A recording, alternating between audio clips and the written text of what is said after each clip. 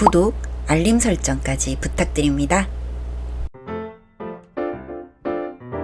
오늘도 우리 사는 이야기 찾아주셔서 감사합니다.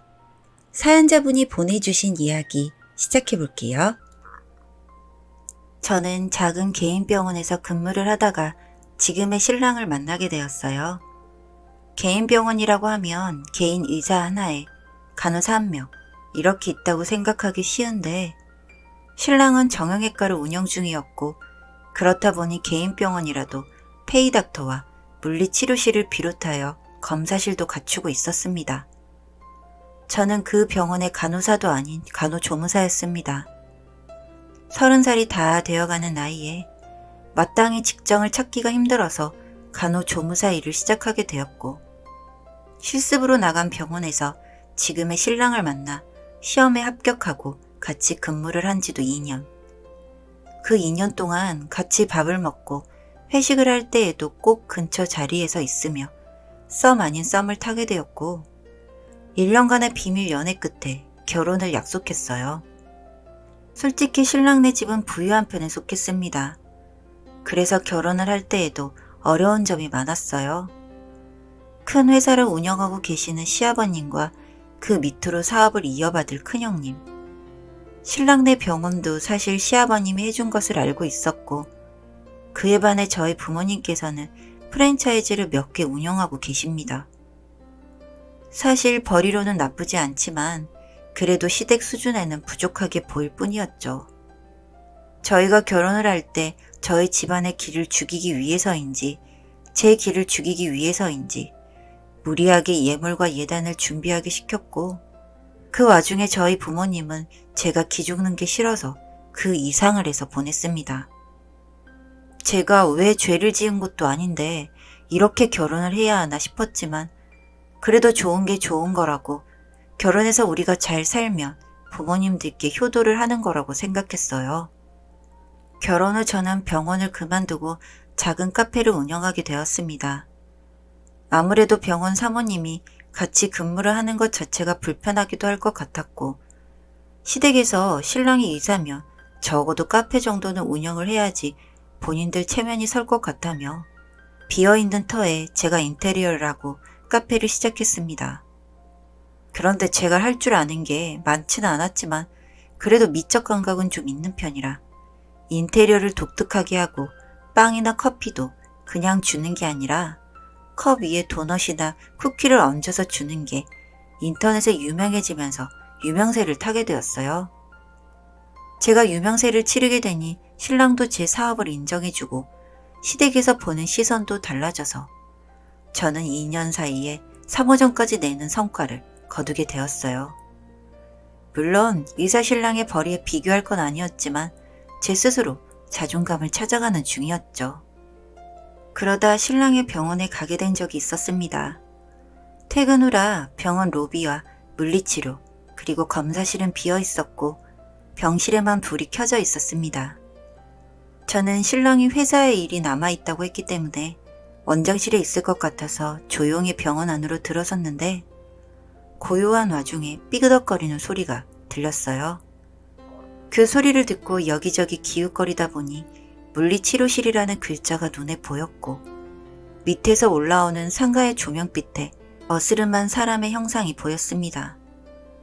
물리치료용 배드 밑으로 간호사용 슬리퍼가 보였고 제가 신랑의 생일날 선물해준 구두가 보이더라고요.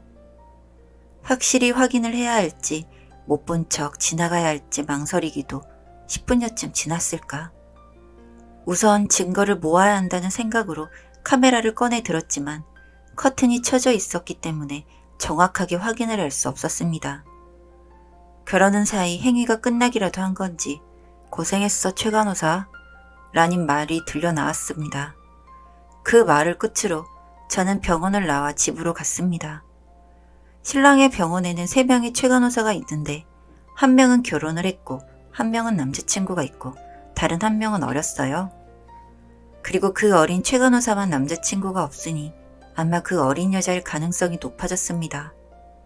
신랑은 제가 집으로 돌아오고 40분 정도가 지나자 집으로 왔고 평소와 다름없이 제가 해주는 밥을 먹고 잠이 들었어요.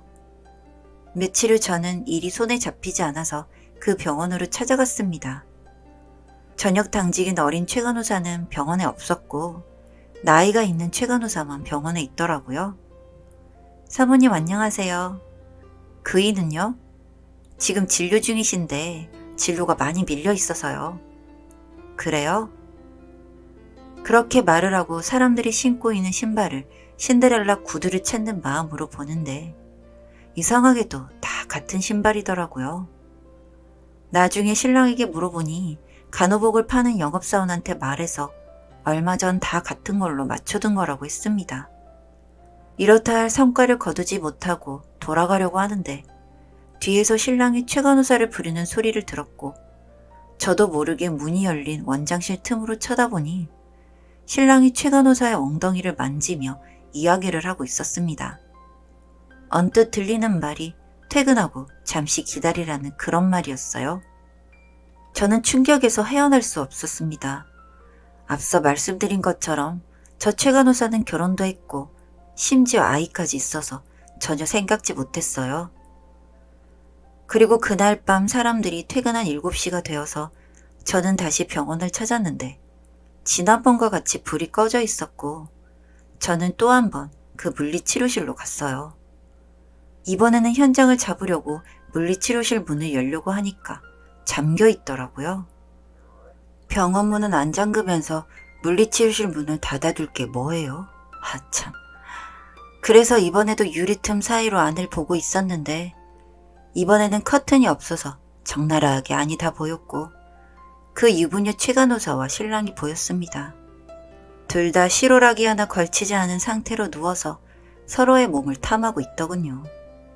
그 좁은 1인용 베드를 벽 쪽으로 붙여서요. 그러니 그게 무게를 버텨낼 수가 있겠어요? 삐그덕거리며 듣기 싫은 소리를 내고 있었고 저는 사진과 동영상을 찍었습니다. 제가 신랑보다 학력도 재력도 떨어진다고 그렇게 무시를 받았던 삶이 서러웠어요. 그리고 결혼 생활 중 가장 외로웠던 건 바로 결혼 후 행동이 바뀌게 된 신랑입니다. 결혼 전에는 저랑 시간도 자주 보내고 했었는데 잡은 물고기에게 밥 안 준다고 결혼 후부터 눈에 뜨이게 시들해지더니 다른 여자를 만나고 있었네요. 두 사람의 관계가 끝나고 저는 참지 못하고 문을 두드렸습니다. 몇 분 후 옷을 입은 두 사람이 나왔고 최 간호사는 제 눈도 마주치지 않고 뛰어서 나갔어요. 그러면서 신랑이 하는 말이 쪽팔리게 왜 이러냐고 하더라고요. 저한테. 정말 쪽팔린 사람이 누군데. 한숨을 푹 내쉬던 신랑이 하는 말이 저보고 부모가 반대를 하는 결혼을 해서 가운데서 너무 힘이 들었고 그럴 때마다 저에 대한 사랑이 식었겠다고 합니다. 그리고 제가 일을 해서 성과를 내는 모습도 마음에 들지 않았대요. 늘 본인에게 의지를 하던 제가 스스로 뭔가를 하는 모습도 마음에 들지 않았대요. 그 다음날 바로 이혼을 하기 위해서 변호사를 찾아갔고 갖고 있던 증거들을 내고 이혼 소송에 들어갔습니다. 그리고 괘씸한 그 여자에게도 상간녀 소송을 걸었어요. 저는 일부러 그 서류들을 직접 병원으로 들고 가서 환자들이 보는 앞에서 전해줬습니다. 신랑이 명예훼손으로 신고를 하겠다며 소리를 지르길래 가련한 여주인공처럼 눈물을 한 방울 흘리며 저는 나갔고 며칠 뒤에 보니 맘카페에 신랑네 병원에 관련된 글들이 계속 올라오더라고요. 저희 동네에 몇 안 되는 병원이다 보니 입소문이 빠르게 퍼진 것 같아요. 신랑은 노발대발하면서 저에게 따지려고 했고 여론은 사그라들 생각도 없고 결국 시부모님께도 전화가 왔습니다. 이혼은 하더라도 걔 병원 이미지는 어쩔 거니? 그럼 저는요. 저는 졸지에 이제 이혼녀 됐어요. 뭐라고? 네가 이미지는 무슨 이미지야? 됐어요. 이제 전화하지 마세요, 아줌마.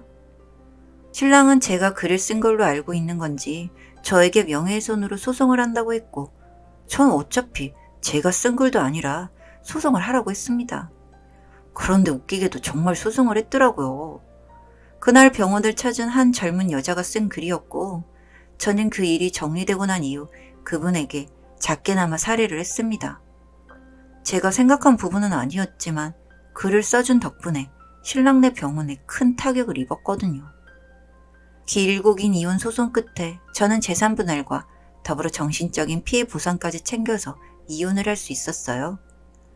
신랑은 제 가게도 망하게 하겠다고 말을 했지만 웃기게도 저는 장사가 잘 되어서 근처 회사로 커피랑 샌드위치를 정기적으로 납품하는 계약까지 하게 되었습니다. 이사가 대단하긴 대단하지만 그렇게 대우를 받으려면 아무래도 인품이 가장 중요하다는 걸 이렇게 몸소 체험해야 느끼네요. 사연은 여기까지였고요. 우리 사는 이야기 시청해주셔서 감사합니다.